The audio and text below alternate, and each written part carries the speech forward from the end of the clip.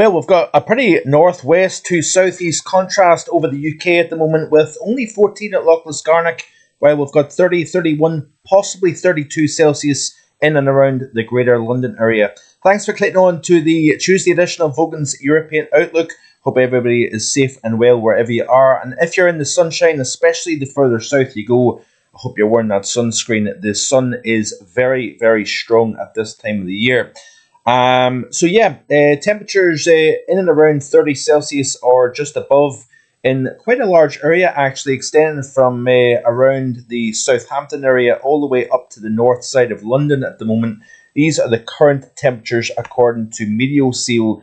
And then as you move into the near continent, we are looking at temperatures into the mid, even high 30s in and around the Paris area. So very, very major heat to speak about for both participant and the spectators at the Olympics in the Paris area. So very, very hot conditions. The hottest temperatures of the entire year so far, without doubt, across this region of Europe. And it is a stark contrast to what we have seen through the majority of July, as well as the month of June as well. So looking specifically at Europe overall, and this is how it's looking. So we've shifted some of the heat core away from Eastern Europe, and it's now centered over the west of the continent, where we did see France's first 40 Celsius of the year, I believe, yesterday afternoon. You can see here that we've got widespread 35, 36 Celsius across the heart of France at the time of recording, which is around 4 p.m. UK time. Very, very hot conditions across the southwest of Europe, extending into the southern half of the UK, but a very distinct contrast across the north of the UK, where, like I've said, we've only got 14 Celsius at the moment across the northwest Highlands. This is the latest visible satellite loop shown on sat24.com. You can see here that we have got an area of low pressure to the north, bringing some fairly gusty winds actually across northern UK, while we've got the hot conditions, sunny conditions across the majority. In fact, it is sunny across a large area of the UK, especially the east of the country at the moment. You can see that all the way down into Spain, Portugal, France, and then across the heart of Europe, we've got largely clear, sunny conditions at the moment to speak about. We do have thunderstorms across parts of northeastern Spain into the southern and southwestern portions of France at the moment here, and that is going to become more of a story as we progress through the next few days here. But the highest temperature up until possibly today is 31.9 Celsius. I would not be surprised if we exceed that this afternoon to become the UK's hottest day of 2024 so far. But speaking of the winds, if we look and zoom in here at this visible satellite, you can see here the ripples as the very strong gusty winds cross over the West Highlands here. So we've got that ripple effect within the cloud structure here over Northern Highland. But then you notice here that we've got a large area of sunshine, especially to the east of the mountains here. So therefore, we do have cool conditions in the cloud across the northwest, much warmer conditions the further east over parts of Murray, Aberdeenshire, down into Tayside, Fife. Then we've got a little bit of cloud cover over the south of Scotland, northern portions of England, Wales, Ireland, Northern Ireland as well, seeing some cloud filtering in. But then you've got almost complete blue skies anywhere from Cornwall all the way across to Norfolk this afternoon. So we will see what happens with regards to how hot it gets. Looking at the latest live imagery of lightningmaps.org, this is a real time of lightning activity across the continent at the moment. You can see here with the build-up of convection over northern Iberia into southern France, you can see lightning being detected in those cells over northern Spain and southern France. You notice here, obviously under sunny skies, you've got no lightning to speak about across the majority of Central Europe here, as well as the UK and Ireland. But I think as we progress through the next several days, we are going to see CAPE values increase, which is a measure of of instability and energy within the atmosphere. That will start to build as we progress towards the latter half of this week here, as we've got a feature moving in from the near continent over northern France, across the Channel and into the southern UK. That is likely to start triggering, with the heat, with the humidity within the atmosphere, a build-up within the atmosphere, and those big Taran cumulonimbus clouds will start to develop over the parts of the UK over the next few days here. But you can see here, this is off the Met Office here, trying to show you different things here in the channel, keeping it fresh, keeping it interesting. You can see here that the forecast as of 4 p.m. this afternoon, the strong gusty winds coming in from a west to northwest direction, especially across northern UK. We've got winds in excess of 30 miles per hour quite widely, especially in exposure, both over high ground as well as on the coast here. And then as we progress across to more southern areas of the British Isles here, we still have some wind to speak about, but nothing quite as strong as the further north, where the low pressure is centred to the north of Scotland here. But we still have winds in the kind of 15 to 25 miles per hour range here to speak about. Like I say, this is off the Met Office website. So talking about the frontal systems here over the next few days, if we look at this chart in particular, this is surface pressure charts here. We'll look at the black and white. I quite like the black and white imagery here. This is showing you the pressure chart seen by the Met Office model over the next few days. So this is the current situation here as of 00 UTC on Tuesday, the 30th of July. Let's have a look and see if we can blow this up just a little bit to make it a bit easier for you to see. So this is the current surface synoptic situation over the UK and Ireland being here. We've got a frontal system attached to an area of low pressure just to the south of Iceland at the moment here. That is the reason why we're seeing these gusty winds. That frontal system has moved east across Scotland. Hence why we've seen the drop off in temperatures, by the way. Over the last few days, it has been in the low 20s across the northern UK. We're only talking about mid-teens this afternoon. And it's thanks to the eastward progress of this area of occluded low frontal system here. Notice here that we are in the warmer air, so we've got this divide in air mass, fresher conditions behind the front.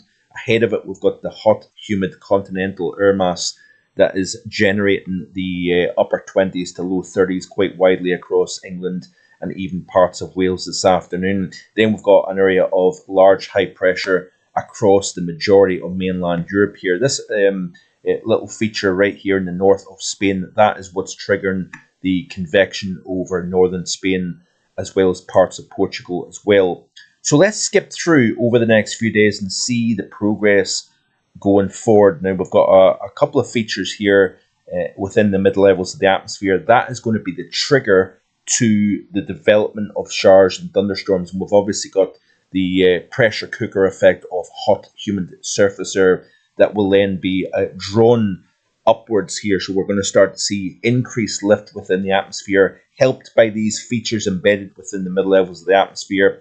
But we've got this frontal system associated with that low that is tracking just in an eastward fashion here across to the north of the British Isles here. Not a particularly deep feature, if you notice, at 1,002 millibars, but it's the pressure gradient between the high just to the south here and that low just to the north. That is creating a squeeze in the pressure field and causing the strong gusty westerly winds over the course of today and into tomorrow. That frontal system will continue to track further south and allow a trigger for the development of showers and thunderstorms, especially later Wednesday and into the day on Thursday. So you can see here that we are starting to change the overall situation here. We're starting to lose that area of high pressure across the British Isles, and low pressure is going to start to take charge as we move towards the latter half of the week and into the weekend. But that's a pretty deep area of low pressure, isn't it? At 969 millibars, or 968 millibars to be exact, just off the southeast coast of Greenland here. So let's play it through the loop. This is during the course of Wednesday. Frontal system draped across the heart of England, helping create the lift and the development of thunderstorms here. We've got a couple of other features here over the north of France that may drift towards the south coast here. These two features combined will enhance the Cape values and the thunderstorm risk across a greater area of England over the latter half of Wednesday and into Thursday here. And then as we move towards the Thursday time frame, we've got the two features here over the UK. Again, the trigger for thunderstorm development here, especially when you've got all that buildup of hot, humid air at the surface. Then as we move towards the latter half of this week, we're starting to see the breakdown of the high. And then moving towards the end of the week and into the weekend, we've got a series of frontal systems that is going to eventually act as a kind of cleaner of the air, so to speak. It's going to sweep out some of this kind of hot, sticky, uncomfortable, unpleasant air that is over the British Isles here. So we are going to see a breakdown, a thundery breakdown at that, as we move towards the end of the week and into the weekend. Speaking again about those gusty winds, you can see here off the ECMWF, some of the strongest winds anywhere in Europe at the moment is present across the northern UK, into the Northern Isles as well. We did have a very, very rapid deepening of low pressure over the Baltic states. That generated record-breaking rains in the Latvian capital, Riga, where we've seen well in excess of 100 millimetres of rain falling within a 48-hour period. We had some very gusty winds associated with that as well. And that kind of, as quickly as it kind of developed and intensified, it's kind of dissipated equally as quick. So speaking about that feature in particular, this is an interesting one here by Georgios, showing the satellite animation of the evolution of the deep cyclone over northeastern Europe with the last 43 hours using the MSG data of EmuSat. So you can see here the rapid deepening of the system here as it exited the lower portion of the Baltic Sea. It really, really deepened very, very quickly. An unusual situation, even in the winter time, to see a rapidly deepening system over the heart of Europe. But even more unusual is the fact that it developed during the month of July.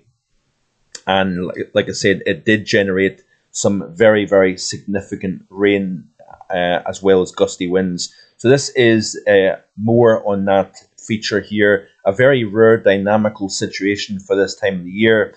It will evolve over Northern Europe in the coming hours, which is obviously, that was during the course of, late Sunday into Monday, with a very deep cyclone forming over the Baltic countries, which is expected to be accompanied by extreme amounts of rainfall, in excess of 170 millimetres of rain in the Riga area. And you can see here, this in the box here, showing the rapid deepening seen on the potential vorticity charts here. And there you go here. This is a total accumulated precipitation seen by the model. So more on this situation here with regards to how much rainfall we've seen. Just bear with me a little second here, sorry. And I'll try and find you the tweet associated with that. Should be a little bit more organized than this. I'm not going to find it here. So this is an interesting tweet here by Mika Rantanen here, showing the satellite image of the Baltic storm. So a beautiful cloud presentation showing the system at its deepest stage. You can easily see the spiraling occluded front, typical for mature extratropical cyclones. So quite a rare and quite interesting feature developed over this region of Europe in recent times. So I'm trying to find here with regards to the information in terms of the Latvia rainfall here. Just bear with me a little second here, folks. I do apologize for this here. But I wanted to kind of spend a little bit more time showing you a bit more regarding this here. So this is the Let's see here.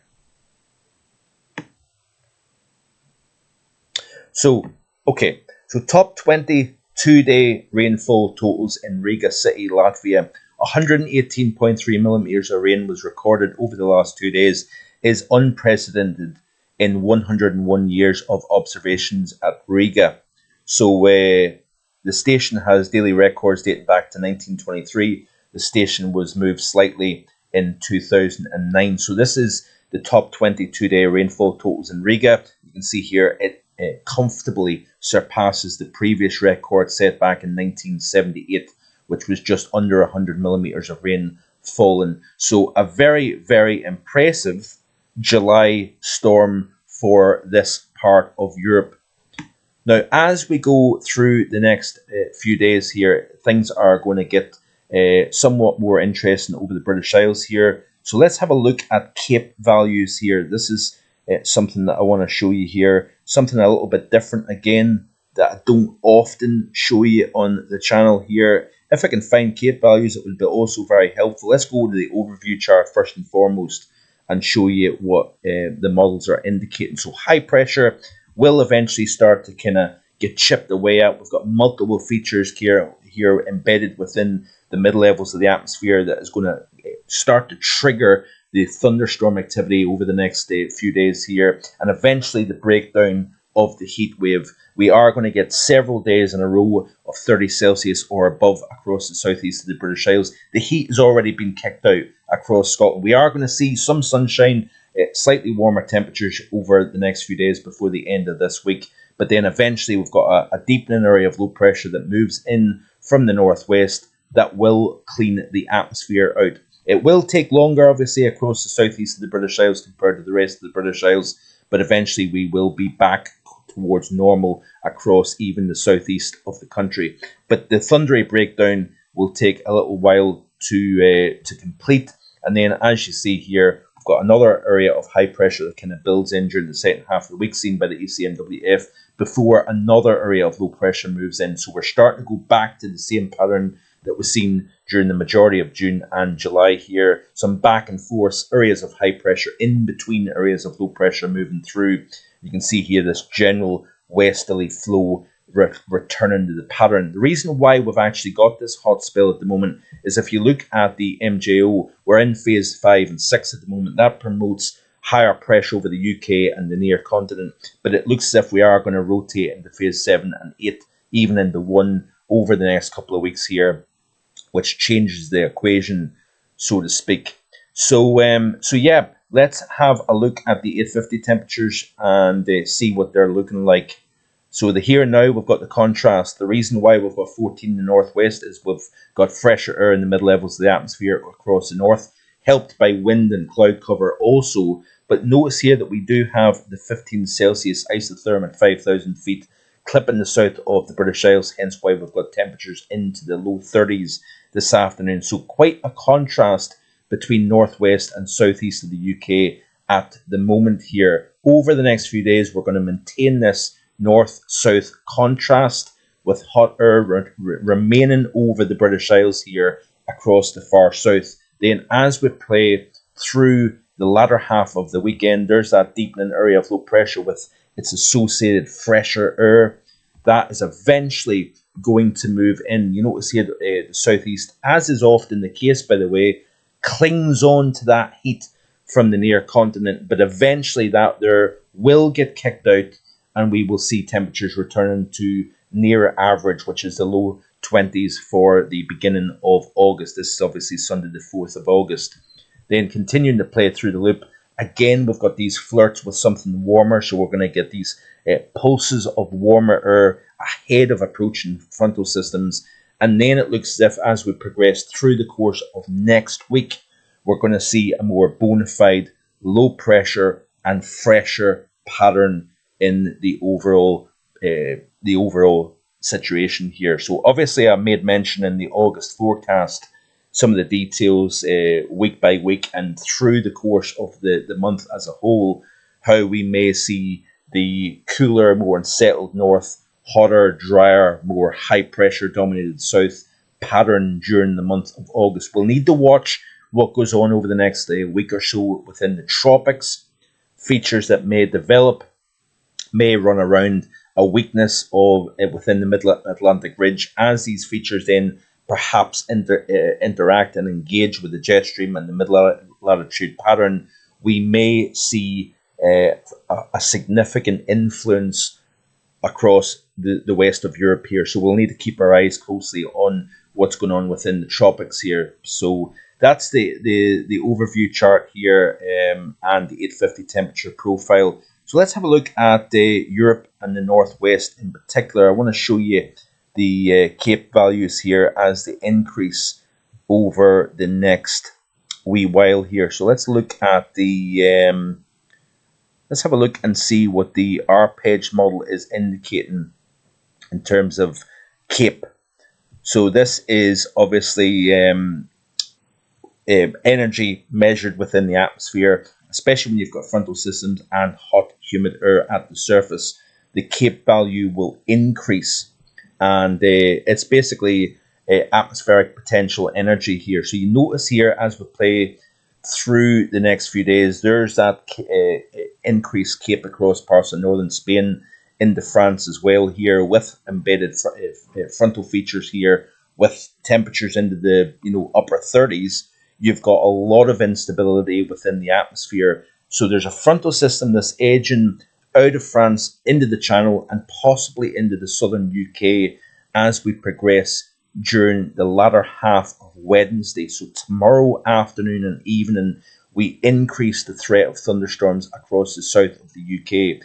Then obviously we're keeping our eyes on that feature moving in from the northwest associated with low pressure near Iceland. Then as we continue to play through, you notice that the arpegge model isn't overly enthusiastic with regards to Cape values. Let's see if we can have a look at another model run here. Is the UK Met going to show us? No, it isn't.